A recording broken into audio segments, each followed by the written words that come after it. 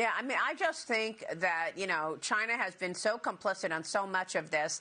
I'm wondering, I mean, the president understands who he's dealing with. He knows his customer here.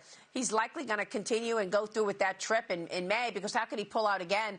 But all of these things, no doubt, will be on the table, Gordon. Anything else strike you about China's relationship with Iran and how it's undermining the United States in all of this? We just lost an AWACS plane in Saudi Arabia, and the Russians and the Chinese almost certainly supplied the information to Iran for targeting purposes.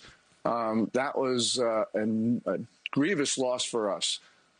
There's got to be some costs on China for continuing its support of Iran. Yeah, and that was an early warning jet, which gives early warnings to, intelligence to the region's officials and troops on the ground. And the Wall Street Journal reported that a replacement of that jet will cost $700 million. That was a real loss, you're right.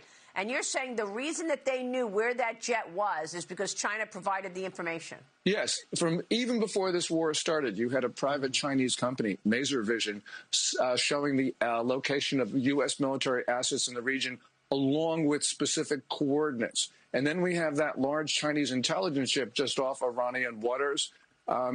China's support for Iran is almost across the board. The only thing they don't do is they don't supply combat troops.